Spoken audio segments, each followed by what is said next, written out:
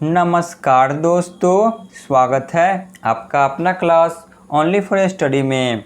तो फ्रेंड्स, आज पढ़ेंगे इकोनॉमिक्स का नेक्स्ट टॉपिक जो कि है भारत के राजस्व। जो भारत के राजस्व है, यहाँ से लगभग 25+ MCQ क्वेश्चन को कवर करेंगे जो कि सही प्रकार के प्रतियोगिता परीक्षा हेतु महत्वपूर्ण हैं और यहाँ से बार बार सही प्रकार के एग्जाम में पूछे जाते हैं। तो चलिए बिना टाइम वेस्ट किए हुए क्लास की शुरुआत करते हैं। पहला प्रश्न है, भारत सरकार की कुल कर आय में सर्वाधिक योगदान होता है।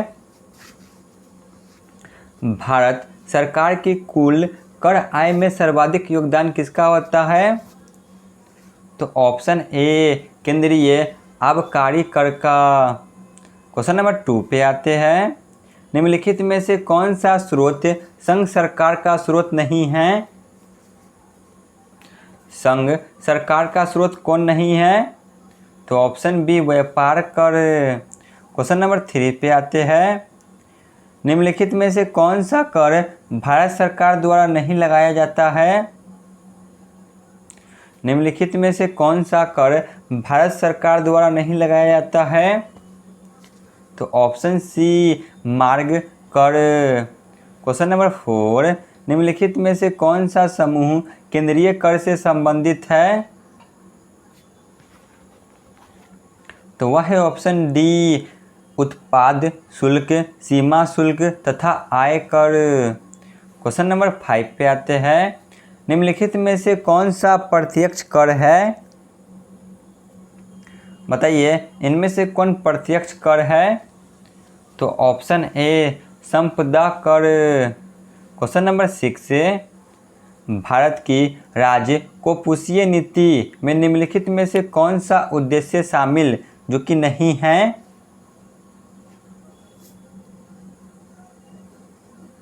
तो वह होगा ऑप्शन बी अंतर्राष्ट्रीय व्यापार का विनियम। आगे चलते हैं। क्वेश्चन नंबर 7, राजकोषीय घाटा है। राजकोषीय घाटा है। तो ऑप्शन सी बजटीय घाटे का योग और सरकार का बाजार ऋण का दायित्व। Option C. क्वेश्चन नंबर 8, राजकोषीय घाटे और बजटीय घाटे का अंतर किसके बराबर होता है? तो ऑप्शन डी सार्वजनिक ऋण। क्वेश्चन नंबर 9 पे आते हैं।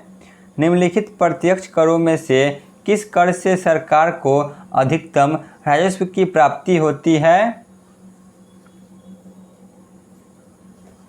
तो वह है ऑप्शन ए निगम कर। क्वेश्चन नंबर 10 पे आते हैं। भारत सरकार के बजट के कुल घाटे में किस घाटे का सबसे अधिक योगदान होता है? तो वह है ऑप्शन बी राजकोषीय घाटा। क्वेश्चन नंबर 11, निम्नलिखित में से कौन सा एक साधन केंद्र सरकार के राजस्व का स्रोत नहीं है?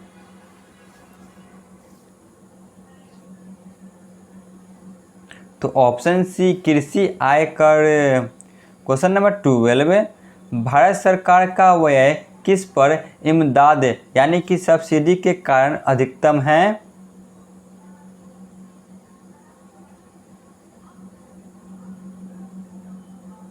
तो वह है ऑप्शन डी तेल पर। क्वेश्चन नंबर 13, भारत का आर्थिक सर्वेक्षण प्रतिवर्ष किसके द्वारा प्रकाशित किया जाता है? तो वह है ऑप्शन ए वित्त मंत्रालय। क्वेश्चन नंबर 14, संघ सरकार द्वारा अर्जित कौन से राजस्व को राज्य सरकारों में वितरित नहीं किया जाता है? संघ सरकार द्वारा अर्जित कौन से राजस्व को राज्य सरकार में वितरित नहीं की जाती है? तो ऑप्शन बी सीमा शुल्क। क्वेश्चन नंबर 15, भारत सरकार के बजट के कुल घाटे में किस घाटे का सबसे अधिक योगदान है? तो ऑप्शन सी राज्य को पूछिए घाटा। क्वेश्चन नंबर 16, किस कर को 1994-95 में छोटे रूप में लागू करने के बहुत समय बाद संवैधानिक दर्जा दिया गया?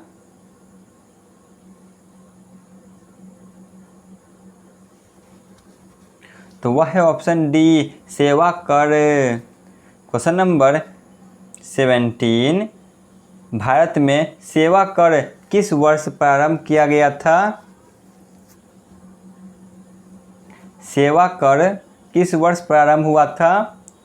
तो ऑप्शन है 1994-95 में। क्वेश्चन नंबर 18, संघ सरकार द्वारा किस कर की वसूली नहीं की जाती है? संघ सरकार के द्वारा? तो ऑप्शन बी, कृषि भूमि पर आयकर। क्वेश्चन नंबर 19 पे आते हैं। संपदा कर भारत में पहली बार किस वर्ष से लागू किया गया? संपदा कर? तो ऑप्शन सी 1957 से। क्वेश्चन नंबर 21, सेनवेट का संबंध किससे है? सेनवेट का संबंध किससे है? तो ऑप्शन है उत्पाद शुल्क से। क्वेश्चन नंबर 22, घाटे की वित्तीय व्यवस्था का अर्थव्यवस्था पर क्या प्रभाव पड़ता है? तो ऑप्शन बी, मुद्रा आपूर्ति में बढ़ोतरी। क्वेश्चन नंबर 23, शून्य आधारित बजट का क्या अर्थ है? तो ऑप्शन सी, हर बार बिल्कुल नए सिरे से बजट तैयार करना। क्वेश्चन नंबर 24, वार्षिक वित्तीय विवरण संसद के दोनों सदनों के समक्ष पहुंचाया जाता है? तो ऑप्शन डी, राष्ट्रपति द्वारा। क्वेश्चन नंबर 25, जो कि भारत में शून्य आधारित बजट प्रणाली कब अस्तित्व में आया? भारत में शून्य आधारित बजट प्रणाली कब अस्तित्व में आया? तो ऑप्शन है 7वीं पंचवर्षीय योजना में। क्वेश्चन नंबर 26 पे आते हैं। भारत में सर्वप्रथम किस राज्य में शून्य आधारित बजट तकनीकी को अपनाया गया था? भारत में सर्वप्रथम किस राज्य में शून्य आधारित बजट तकनीक को अपनाया गया था? तो option B, Andhra Pradesh. Question number 27, जो कि आज के क्लास का अंतिम प्रश्न है। भारत में किसने आमदनी पर कर की शुरुआत की थी? तो वह थे ऑप्शन सी, जेम्स विल्सन। तो यहाँ पे हमारी क्लास समाप्त होती है। धन्यवाद।